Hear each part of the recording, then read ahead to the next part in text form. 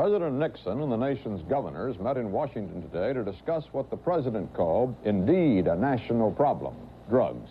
He proposed a nationwide campaign of education waged at the community level. David Shoemaker reports. It was an unlikely setting for a psychedelic happening. The president, vice president, cabinet officials, and the nation's governors all meeting at the State Department to worry together over the drug problem, or the drug scene, depending on your age. I have learned a lot in these presentations. I must say that when they first started, I thought the answer was more penalties. I thought that the answer was simply enforce the law, and that will stop people from the use of drugs. But it isn't that. When you're talking about 13-year-olds and 14-year-olds and 15-year-olds, the answer is not more penalties. The answer is information. The answer is understanding. Then, Mr. Nixon and the leading men of the nation, the establishment, if you will, settled back with their families for an indoctrination film prepared by the Defense Department. The tone may have been know your enemy, but it was a happening nevertheless, with fairly strong statements against the war, government, religion, and hypocrisy.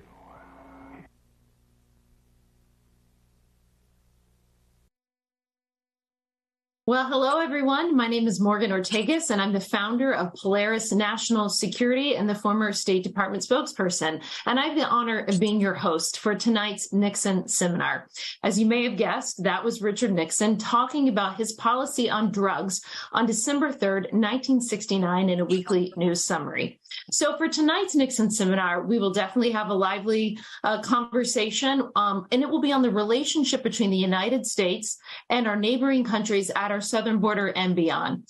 We will be covering border security, the fentanyl crisis, and cartel-driven immigration and violence, and why it's crucial to understand how these issues fit into a 21st century national security grand strategy. We, of course, have always the Honorable former Secretary of State Michael R. Pompeo, and also the Honorable Ambassador Robert O'Brien, who was President Trump's national security advisor as well.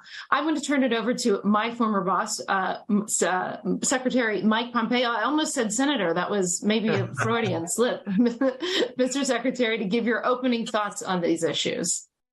Well, goodness, Morgan, thank you. And thanks, everyone, for joining us this evening. You know, as I think back on how we approached this for 4 years, I was involved in policy when I was a CI director with significant operations trying to assist the president figuring out how to address these threats that were very close to home. We had Chief Kelly as our chief of staff to start out, right, who'd been the commander of Southcom. So we had lots of knowledge in the room about this. And yet we also, where administrations suggest they get wrapped up in the problem of the day. There are big crises around the world, and this often becomes the second, third, or fourth thing. For us, it was a little bit different. No one can forget that President Trump focused in his campaign on building a wall and stopping illegal immigration from coming into our country. And then as our time moved on in the increasing crisis, not only from the caravans that had begun to build in the South, but fentanyl that had begun to make its way from China through Mexico, we could see that this was something we're going to have to continue to deal with. Lastly, we knew that the security challenge there was real. And so we confronted Maduro in Venezuela by recognizing Juan Guaido as the rightful president, right? Maduro had essentially stolen an election. We denied that that was appropriate under international law, and we provided real firepower, real support to this fellow in an effort to get Maduro to leave. We ultimately, the administration indicted him on narcotics charges before we departed. And then we should know even closer to home in Cuba, we put in place a set of policies that gave the Cuban people a real opportunity. And maybe that's the place to end my opening remarks. We were always focused on trying to make life better for the folks in Chile, the folks in Peru, folks in Venezuela. I think, Robert, you did. I know that I went. I'm sure many other seniors in the administration, we went to that border, watched the people fleeing from Venezuela on that bridge. We could see that we were on not only the right side of American national security, but on the right sides of protecting and trying to create human dignity all throughout the region. We had a moment where conservative governments were pretty successful. We developed deep relationships in Brazil. But as we began to leave, you could see the first inklings of what we've now seen. Leftist governments, socialist governments taking over in Argentina, Mexico certainly moving in that direction, creating even more risk and less ability for the United States to have influence while the Chinese Communist Party is trying to exert its. Anyway, I'll stop there. Thank you, Morgan. I remember being on that bridge with you, sir, in Kukatao, and I think, in fact, one of your most popular pictures on Instagram as Secretary of State was from that trip when you were holding the young children that had fled, right, from this terrible regime. So we all remember your work there well, sir. Ambassador O'Brien, you know, one of the things that I hear when I'm talking to the average American is they don't understand how all of us, this whole team and so many of us who work in foreign policy get so enthralled with what's going on in Afghanistan or Ukraine or other parts of the world. And we seemingly sort of forget in the average American's mind to talk about the things that matter to them most, like our southern border. Why do you think that is? And how did you and the Trump administration sort of right that focus to be on the border, our number one national security challenge? Well, thank you, Morgan. I echo all the Secretary's comments as well. I mean, my first day as National Security Advisor, I met with the President in Los Angeles. I joined him at Air Force One, and we flew directly to the border. And the one person who never forgot about the border being our number one national security problem was the President of the United States. And we went to the border, and we were making tremendous progress building a wall there. Now, though the wall isn't the only answer, but securing that border is a critical component of our national security. It's not just the drugs, which I'll talk about in a moment. It's cultural artifacts that are being dug up from the ground and brought over. It's human trafficking. It's labor trafficking. It's this horrible sex trafficking, especially with children. That border needs to be secured. And that security will help us on our side of the border, but it'll also protect especially minors and women on the other side of the border. And so border security is critical. Number two, I think the reason the president didn't forget about this issue, and Americans think about it and ask questions of why are we in Afghanistan and we're not battling opioids and fentanyl in Iowa and Ohio and Utah and Oklahoma. We need to.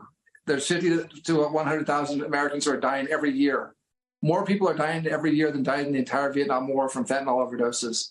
And I didn't want to call them overdoses because a lot of these are kids who think they're buying Adderall at school to get an edge on a test, and they're getting some fentanyl product that's killing them. Mm-hmm. And as Secretary Pompeo pointed out, that's the Chinese Communist Party. They're sending the precursors for all that fentanyl right through Mexico, right up over our borders. It's a reverse opioid war against us. We've got to interdict and intercept those fentanyl precursors before they get to Mexico. And then third, we need to look at our economic advantages. You know, as we decouple from China, and as there's an opportunity to bring our supply chains home, one of the great advantages we had in COVID were all the factories that were working in Mexico. Those supply chains didn't stop. And we had a good relationship with the Mexican government, much better relationship than the Biden administration has today, because AMLO respected strength. He respected President Trump. He respected Mike Pompeo. Mike had a terrific ambassador, Chris Landau, down in Mexico, number one in his class at Harvard, spoke fluent Spanish. He and Mike worked very closely together on that relationship.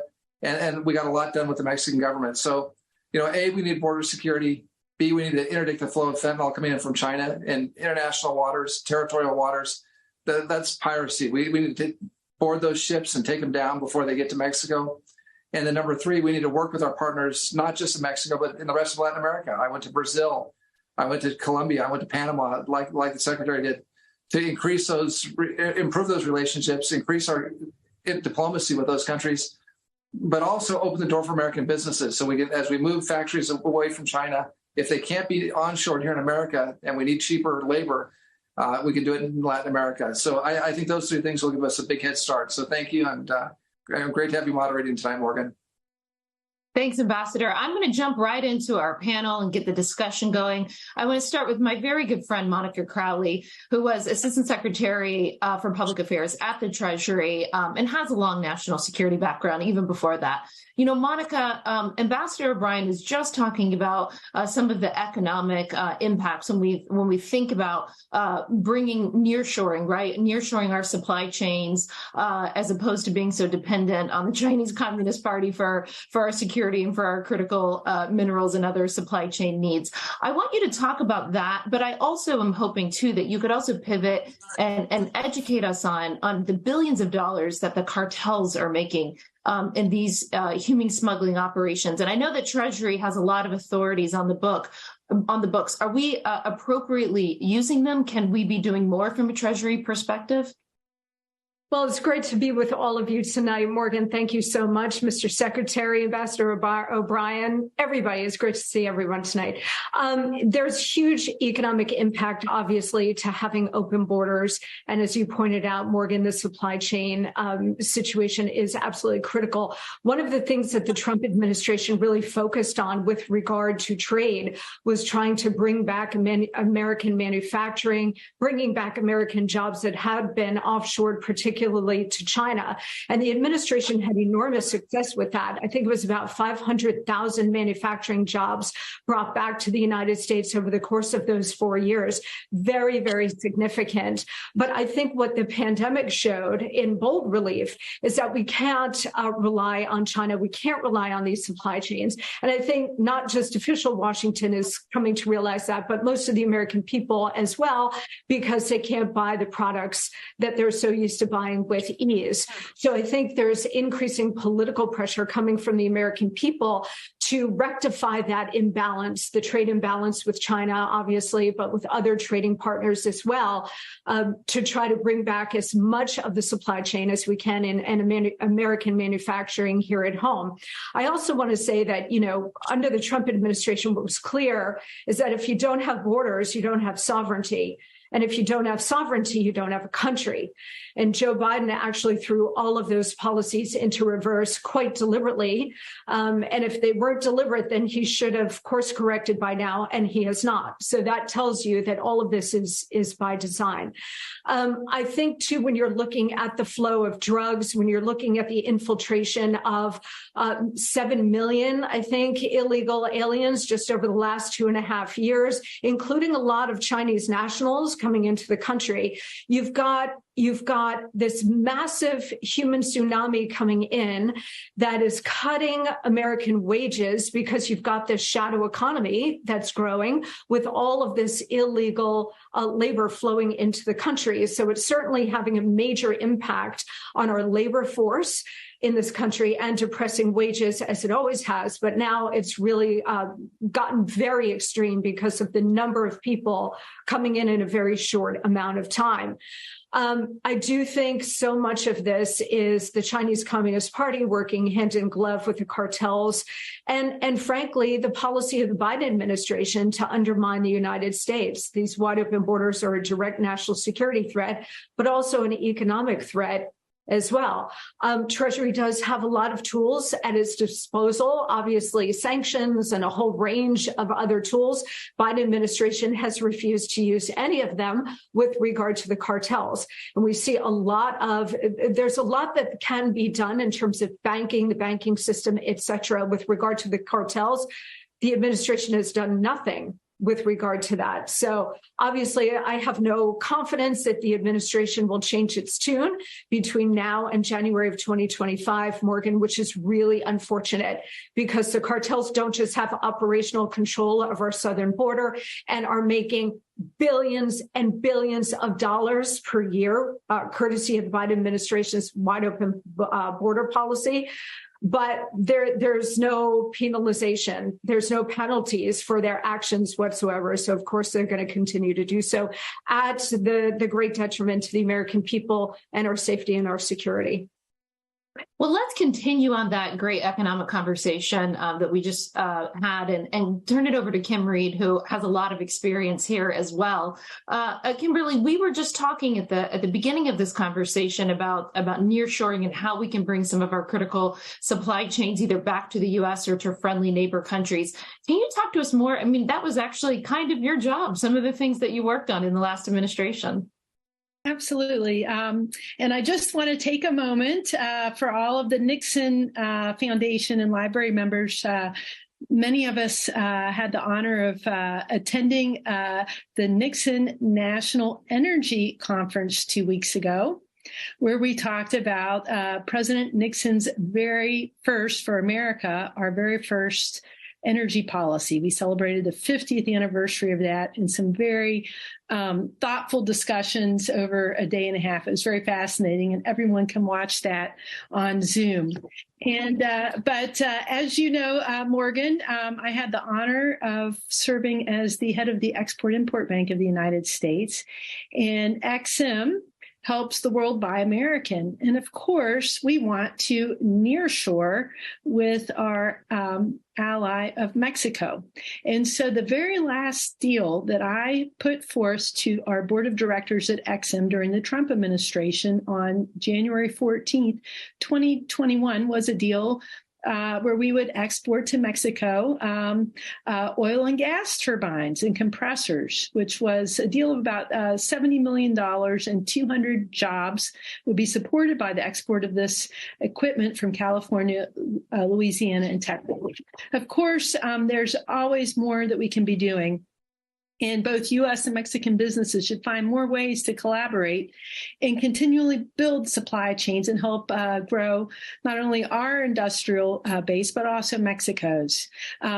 I was very cognizant of China and their presence in Mexico and their own push into Latin America with their Belt and Road Initiative, and also a particular way to reach the U.S. market without tariffs under the U.S.-Mexico-Canada agreement.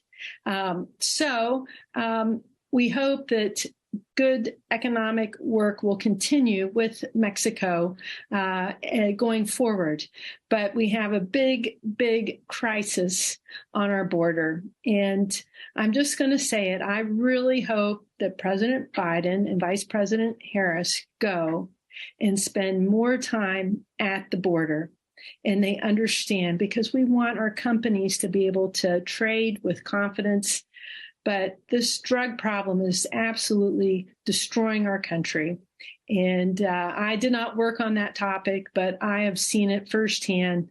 And I really applaud all of those who worked on that in the prior administration. And I just hope that we really have an answer.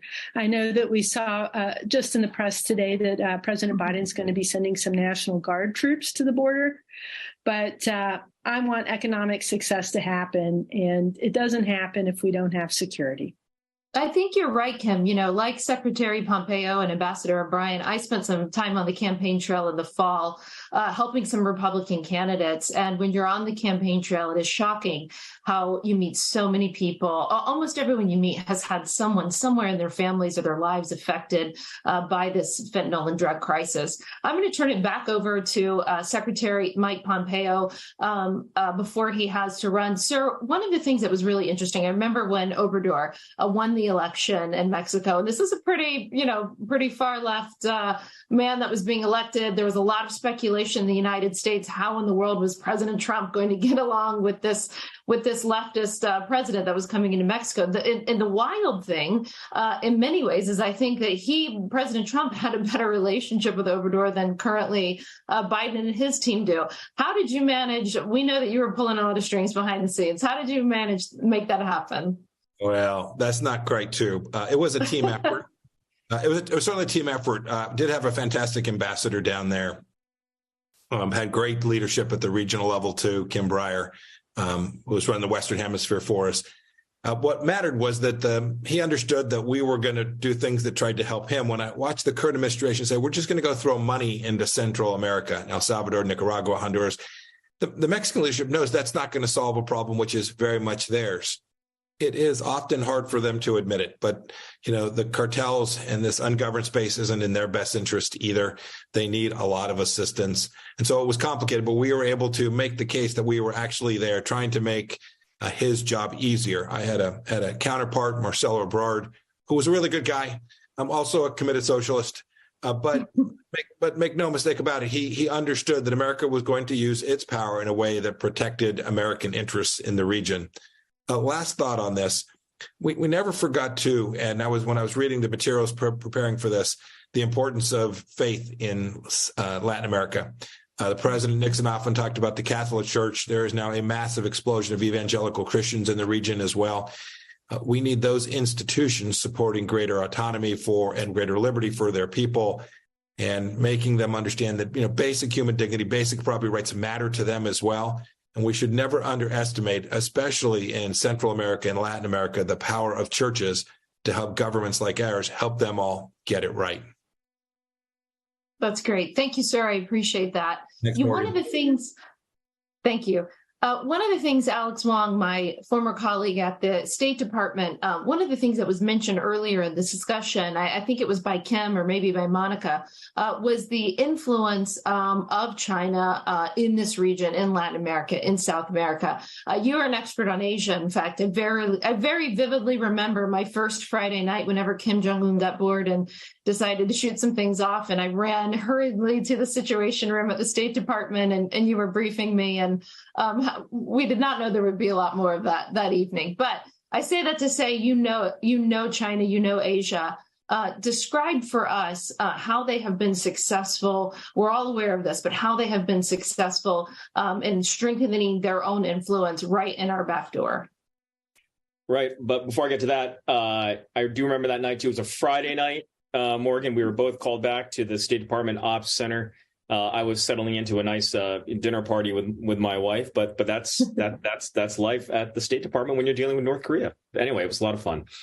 But you're right. Look, China is looking at Latin America, looking at our neighborhood, not so much as a priority theater in my view, but they're looking to put in economic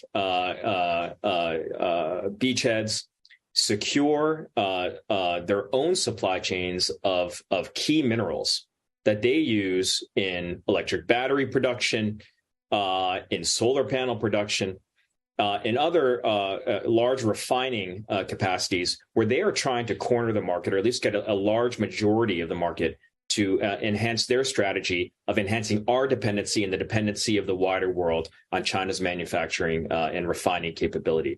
So they're trying to secure those relationships with countries in our own hemisphere, where there are, and it's not always by the most legitimate means. China has no qualms about using tools of elite capture, tools of corruption, to be frank. They care not of constitutional government, liberty, and democracy, and are fine with authoritarianism, where decisions can be made, in back rooms together with the Chinese.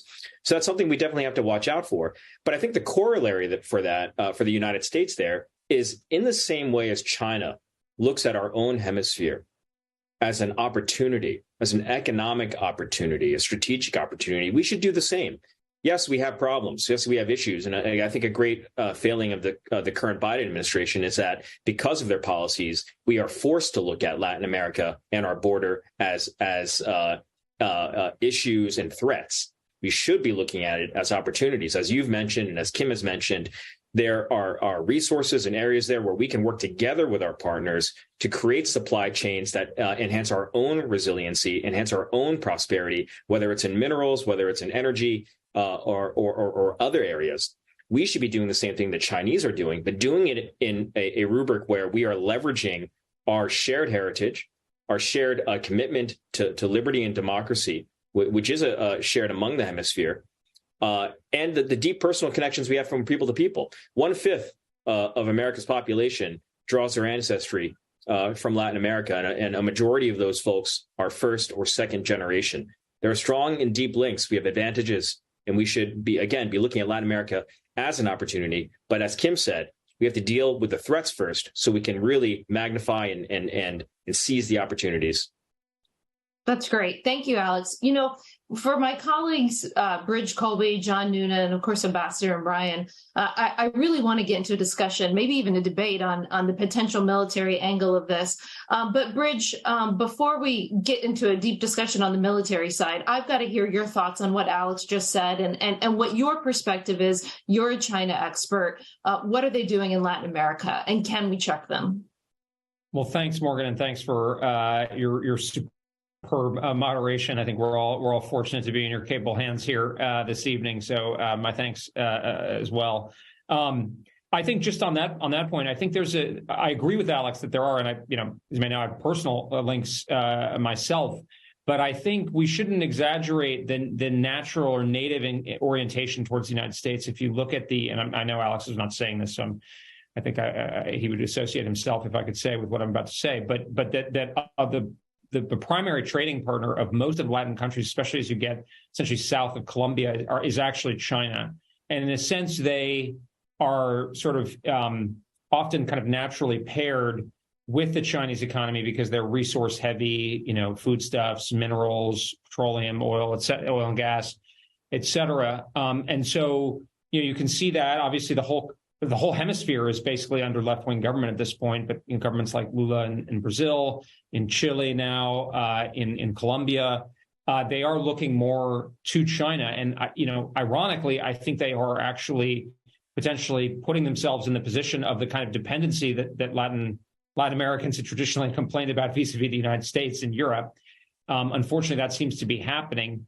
But I think I think we all agree, I'm sure, that we can't take Latin America for granted. I mean, Mexico is obviously a special case given it's a neighbor and it's sort of a tragic, sort of situation. And yeah, I mean, all the pluses and minuses of our history with Mexico. But I think as we get farther into Latin America, it's I think the Chinese have a lot of momentum, and I think that's going to be it's not going to be easy to arrest or reverse that. I think it's going to take more positive thought.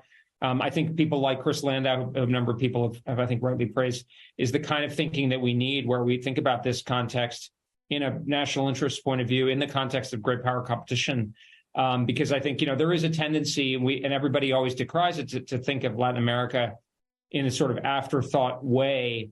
And that's true. It's been going on for generations for reasons that are, I think, Morgan, you suggested that often are defensible from a foreign policy point of view. But nonetheless, I think the region is more up for grabs than we've sort of seen, at least since the sort of the height of the Cold War. So let's talk a little bit about some of the things, John Noonan, that we've been hearing come out of the Senate and out of some politicians, Republican politicians, where they have talked about, when we talked at the beginning of this conversation, and Monica so eloquently laid out so many challenges that we have at the border. There has been proposals and initiatives by some senators and by some Republican politicians that we should perhaps authorize new military force. Would that actually work? I mean, how does the soft guys go house to house in Mexico City? Is that going to work? Well, I think you accurately framed what the intent of the legislation is. First of all, I know I've been away for several months. It's good to be back and see my friends. I believe it or not, I have missed the monthly Nixon Seminar, so I'm happy to be here with you all.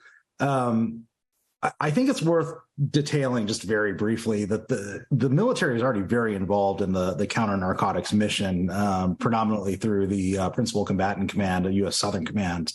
And that involves things like Navy destroyers and helicopters, Coast Guard cutters, Navy littoral combat ships, maritime patrol aircraft, et cetera, and so forth. We even throw some of our advanced Air Force airborne radars at the problem. And I think that's proper, just given the amount of narcotics that are creeping its way up over the border and the number of Americans that it's killing every year. So the rationale for the AUMF against the Mexican drug cartels, which was a proposed bill introduced by Congressman Crenshaw and Congressman Waltz, Special Forces veterans, both of them, Crenshaw SEAL, Waltz a Green Beret. The rationale is very simple. Fentanyl kills over 100,000 Americans a year. It is akin to a WMD going off in our country annually. There has been an insidious shift from plant-based narcotics by the cartels. Think cocoa turned into cocaine, opioids turn into heroin, et cetera, into this synthetic model where they make fentanyl, the predominant synthetic narcotic, and it's also the most deadly. That's a policy change. If cartels have policy, and it's had deadly effects in the U.S. China sends the precursor materials for these synthetic drugs to the Mexican cartels, usually through an intermediary, Guatemalan, Honduran financiers, sometimes Mexican themselves. And the cartels then manufacture the drugs, run them over the border. What makes this a little sticky is that we're not necessarily dealing with an honest partner, a normal partner in the Mexican government. We know that they are complicit at the highest levels of their government in the trade and with the cartels. And that makes it difficult for us to stop the drugs before they get here. The military is mostly in what an NFL coach would call prevent defense, trying to keep the drugs from making their way up over the border rather than going in and stopping them from being manufactured or stopping them from even starting the journey in the first place. One of the many problems of the Biden administration's border policy is that they've grown so lax on the border that our custom and border officials are absolutely overwhelmed. They're overwhelmed with refugees, they're overwhelmed with illegal immigrants, and these are fertile conditions for the cartels to ingress fentanyl and other narcotics into the country. So that's all a long background of saying we don't really have a faithful partner in the Mexican government. We are completely on the defensive. So what do? How do we get at the problem? I don't want to go so far as to say I'm going to take a position on the Crenshaw-Waltz bill. I can see the justification for going in and doing limited things like you said, Morgan, sending the special forces to Sinaloa or some of these drug manufacturing regions, having predator orbits above the manufacturing regions, doing precision strikes, et cetera. On the other hand, we're not making a Western here. The American people are largely, I think they're largely fatigued by new conflicts, and we do $1 trillion of trade with the Mexican government every year. So it's not so cut and dry. It's a sticky wicket. The military does have a purpose, and if you use them in an offensive way, they will do it very effectively. The question is the juice worth the squeeze? And I'll finish with the military really has its hands full right now, both with the rising China and all the support that they're giving to the Ukrainian effort against the Russians. So I think we need to be extra judicious about throwing other missions that are going to drain our dwindling munition stockpiles, for example, and dwindling resources and our most at-ready forces away from commitments that we already have. Well, the audience couldn't hear it. Yeah, go ahead, Alex. Can I jump in? I agree with everything that John is saying. The difficulty at the tail end of the production process of stopping this flood of fentanyl, but a part of the solution, and this will be known to many on this seminar, has to go back to China with these precursors. And many of you may remember that during the Trump administration, the diplomatic win where we managed to persuade the Chinese to add fentanyl products to their schedule of controlled substances. That, at least for a time, stemmed the flow of direct export of fentanyl to the United States, and numbers went down. Overdose numbers went down as well at the end. But now these precursors continued to flow into Mexico. So there needs to be a renewed diplomatic effort, renewed pressure campaign on Beijing, and not just from the United States, but from Mexico, from other countries that are affected by this trade. Mexico does not have an interest in the cartels turbocharging their coffers with cheap Chinese precursors. We need to get the Chinese government to enforce laws and do so rigorously. And crack down on these precursor manufacturers. Now, they may say it's difficult. They may say it's hard to find these manufacturers. They may say these are dual-use substances. But the Chinese government, if they have any ability, they have the ability to control their citizens and control businesses. They show that on a daily basis. So that needs to be the renewed effort. It needs to be multilateral and get it at the source, because it is very hard to get it when it's up against our border. Yeah, absolutely. Morgan, can I jump in? Sure, go ahead. I love it. Go, Monica. Okay, thanks, Morgan. I just want to pick up on something that Alex said, because, this is critical. Can't have this conversation without talking about China. China has been expanding its influence in our backyard for a really long time, right out of the Soviet playbook with, the Cuban Missile Crisis and the Soviets right there 90 miles off of our shore. CCP has now picked up that playbook, and they are literally right on our border and in many ways infiltrating our country as well. But I think back to the 1999 treaties written by two PLA colonels called unrestricted warfare. And, our enemies always tell us exactly who they are, what they believe, and what they intend to do. They never make it a mystery. When you go back and look at unrestricted warfare, this is all part of it. Right? This is all part of it. And I understand diplomats, I understand official Washington being very reticent to call what we are seeing coming from China in terms of fentanyl and Chinese nationals pouring into the country, the spy balloons overhead, et cetera, as acts of war. I understand the reticence not to do that.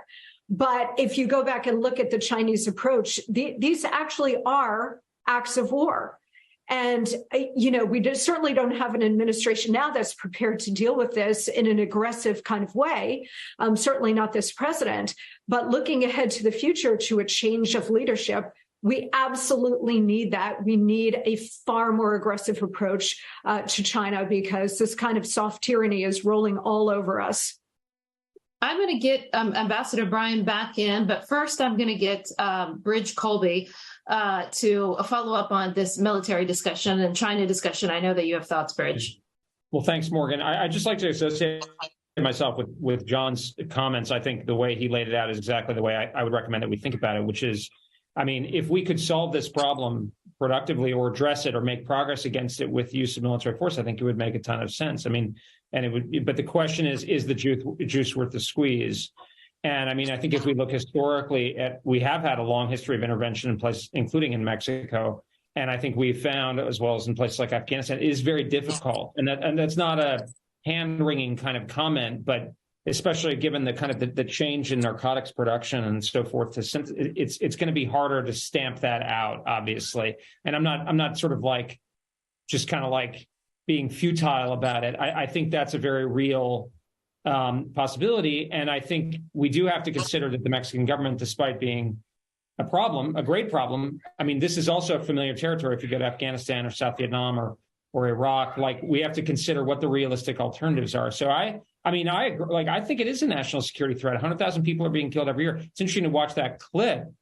And you got President Nixon kind of saying, he basically is kind of saying subtext, some 13-year-olds are smoking weed in the back, whatever. It's not the end of the world. We need to understand them. That's a much different world. And we might have different views about that or, whatever. But that's a much different situation than, as Ambassador O'Brien rightly put it, some kid accidentally taking fentanyl and getting killed, right? That's a totally different world that we're living in. That is a national security threat. So I totally agree with John's points about needing to husband our military power, 100%. But tens of thousands of people are getting killed. And it's just kind of striking even, we see back in the 70s, but, looking even back 15 years ago, the drug problem seemed to be in a much better place. I don't know when things started to go off the rails with fentanyl. And there's been a lot of writing about that. But this is like a really serious, seems to me, and Monica was talking about this, the thing that we can control is the wall. I don't really understand why we wouldn't have really effective border security. Like, I just don't get it. Because at least we could have some control, and then we could have a policy. We could debate the policy, but at least we'd have control, right? I don't really get that. That doesn't involve attacking Mexican territory. We could debate about that, but it seems like the first step is to have effective border security. I imagine everybody agrees. But I get where Congressman Waltz, Congressman Crenshaw are coming from, but my question is more like, are we going to end up on the other side of this in a better place or in a worse place? Yeah, well, one has to believe in a border bridge in order to believe that the border should be policed. So I've got to bring I know others want to jump in, but I got to get Ambassador O'Brien back in. Ambassador, I think we had so much to fix in the Trump administration as it related to the border. You would be on, whoever the Republican nominee, you will be on their short list to do a myriad of things in the next administration. And when we look at the border and at the challenge that we've all been talking about here, it actually feels worse than what we inherited in January of 2017. So can we even fix this if we were to be elected in January of 25? Well, thank you, Morgan. Look, it's gotten far worse than what we inherited in 2016, 2017. And the just untrammeled access to America. And it's not just Guatemalan immigrants and Honduran immigrants and refugees and Mexicans seeking a better way of life. You've got thousands of Chinese nationals. You've got Iranian nationals. You've got folks from every country in the world that some of which would like to do America harm. We've got a lot of Russians now coming in over the border, so we've got no control over our border. That's a problem. I want to get back to this military issue because I think John Noonan laid it out very well. And we've got a history in this country of intervening militarily in Mexico and other Caribbean and Latin American countries. And we've got to be cognizant of that. But I don't think we're talking about a Pancho Villa-style punitive expedition where we're going to go and do what Erdogan did in Syria and secure 15 miles into Mexico and make that a no-go zone or that sort of thing. At the outset of COVID, you'll recall, we had intel that the cartels were going to start using the COVID crisis to put more drugs into America. And so Bill Barr and I got together with Secretary Pompeo and others, and we decided that we had to do something, and that something was military. It was really having a wall at sea in the Caribbean and also in the Eastern Pacific down in Baja California. Now, we had some opposition from DOD and from some certain political leader at DOD that didn't want to do that. But with the president's support, we got it through. We got 7 frigates and Coast Guard cutters, big cutters. And then we got our allies involved. We had a Dutch frigate that was in the Caribbean. We got a British Royal Fleet Auxiliary ship to get involved. And we captured, during those first few months of COVID, $4 billion in cocaine over the baseline of what had been coming in. We created a real, as rich as the cartels were, $4 billion was a real blow to the cartels. We can continue. We can do things like that. We can interdict the flow of the precursors into Mexico. I mean, when we talk about China, and Bridge talks about this, I do, Alex does, we always talk about reciprocity. Can you imagine if thousands and thousands of fentanyl pills were flowing into China from Taiwan or from the Philippines or from Japan? Do you think the PLA, Navy, and Air Force would allow that to happen? No way. We shouldn't allow it to happen in our hemisphere. So these are some of the things we can do, without a Pancho Villa-style raid. Now, one point that I think Dan and Mike Walsh would make and Dan Crenshaw would make if they were on the call today is that surprisingly, these cartels are very small. The leadership of some of these cartels, I mean, we're talking about 300 people. Some of the Zetas are 30 or 40 leaders. I mean, they're relatively small organizations that have enormous input, enormous economic output. And there's incredible amounts of wealth concentrated in a small number of hands. With the expertise that we picked up in Afghanistan and Iraq, and there ought to be some benefit to America from that expertise, that special forces expertise that we picked up, working with the Mexican partners, and that's problematic, as has been pointed out. There are things that we could do to eliminate a relatively small number of people, not to end the cartels, not to end the import of drugs, but to set them back dramatically. And so I think there are some things we can do militarily that'll have an impact, short of an invasion of Mexico, which I think we all know would be a very bad idea. Final point is on this side of the border. The cartels have taken over swaths of Arizona, Texas, California. They're operating openly here. And cracking down on the cartels here, using our law enforcement, from the federal level all the way down, to round up these cartel members and deport them immediately and to crack down on the cartels here in America is not something that's going to draw ire from Mexico and can't draw ire from Mexico. We need to secure our own side of the border as well when we're dealing with these folks. They've gotten so brazen with these open borders that they're literally operating in the open here in America. That's a shame for our country.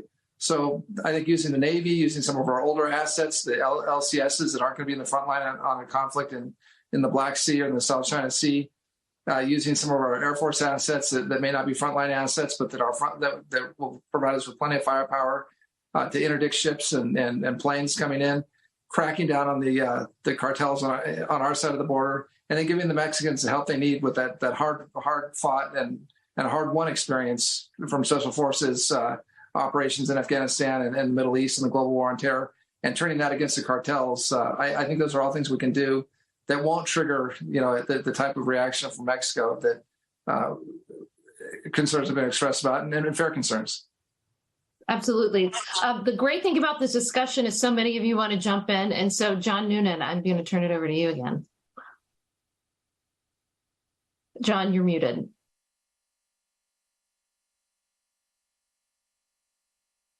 Of course, it's just like our other calls, Morgan. So I have boomer energy over here. Just to pile on to both what Alex said, what Ambassador O'Brien said, what Bridge said. I think if Ambassador Bryan very, I think, accurately said, well, if Congressman Waltz and Crenshaw were here, this is how they would defend it. And I do think that that's an idea worth at least exploring. I think what they would say is the justification is there, given the sheer amount of deaths that we're seeing in the country annually. We are not talking about large-scale maneuver formations with combined arms, jets, mechanized infantry, armor, et cetera. And doing something like having a Pred hit a meeting of cartel leaders with a Hellfire missile would send an awfully strong message to both to the Mexican government and those complicit in this trade, and to the rest of the world that the United States is serious about keeping its borders safe and serious about keeping its people safe. However, if you are, I think it's worth looking at this through the lens of our number one adversary, which is China, as outlined in a very good national defense strategy that some people on this call may have had something to do with several years ago. If you're China and you figured out a way to essentially make money, weaken the United States internally, and then finally prompt an overreaction from the United States, where there are repercussions on the U.S. economy, repercussions with one of the U.S. Government's most important trade partner in Mexico, repercussions at the UN, and then a commitment of military forces elsewhere, even if it's a small amount of military forces, a commitment of those military forces elsewhere. That is a win-win-win for China. That's what they want, is they want an overreaction from us where it costs us economically, diplomatically, and ties up some of our military resources. What they don't want is exactly what my good friend Alex Wong was saying, which is stricter economic sanctioning, stricter targeting of some of these precursor chemicals, international consequences economically that don't just come from us. Ambassador Bryan had it exactly right. The Dutch play in the Caribbean, the French play in the Caribbean, the British play in the Caribbean. It's not just the United States here. It's several powerful first world economies with good militaries. And what China doesn't want is that multifaceted, multi-tool approach that hits them where it hurts, which is in the pocketbooks and on the international diplomatic stage. So I think I will conclude there, but we should be cautious. Kim or Alex, as we're getting near the end of the conversation, anything else that you want to bring into it? So I guess I really want to encourage the American public to understand, I'm going to say it every chance I get, fentanyl is now the leading cause of death for Americans aged 18 to 45. And we are shouldering the brunt of this. I was just in New York City and I live in Washington, D.C. We're seeing these overrun cities, rampant crime, and also I would say taxpayers mounting costs. And I'm even seeing this in my own increase in insurance premiums because we're having to mount these costs for what's happening. We must connect the dots and have all elected officials connect the dots of the root causes. And it is the border crisis is the root cause of the fentanyl crisis because we have an open border. I was just in Singapore and I visited the wonderful National Museum there. And there was a section on the Opium Wars. And I really encourage people to study that history. And it's interesting to read that the Chinese officials made many attempts to stop illegal trade.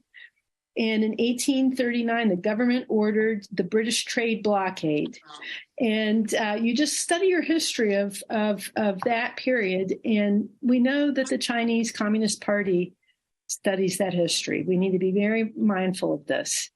And I just really want to say that President Nixon was so smart on communist subversion when he was in office back in 1969, he tasked Nelson Rockefeller to prepare a report on policy And I just want to underscore, since this is the Nixon Foundation and Library, that even back in 1969, there was a Maoist communist forces in the hemisphere.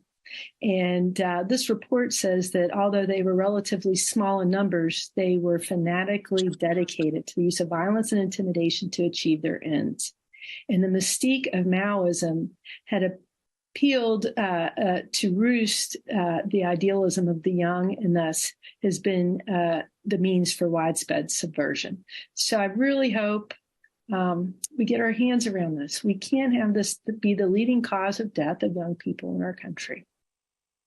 Well, Ambassador O'Brien, I know that all of us on this call are so grateful to you and Secretary Pompeo for putting these discussions together. And the one thing that I think is incumbent on all of us is to remember, no matter how much time, Alex and Bridge and I and others been obsessing about the Chinese Communist Party or threats around the world, Americans actually really care about having a border that is defended, a border that is secure, and not having to worry if their young person, as you pointed out, accidentally, takes a pill they think they're going to help them with a test, that they're going to pass away from it. That's happening far too much in this country. There's clearly a lot that has to be done from a foreign policy perspective to fix our relationship with Mexico and the Northern Triangle countries. We don't seem to have gotten to the root causes that the vice president often talks about. Maybe she'll figure that out over the next few years. But Ambassador, could you please close us out?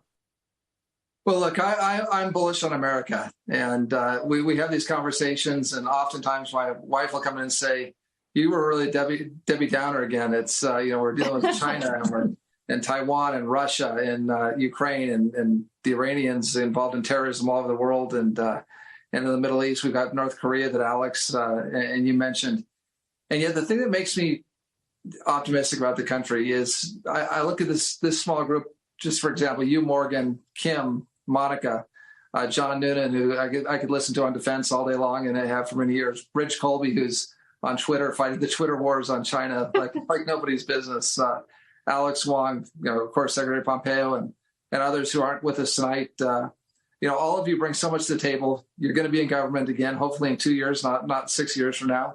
And when that happens, America's going to come roaring back. The fundamentals, the country is not fundamentally weak. We're perceived by our adversaries as being weak, but we're fundamentally strong.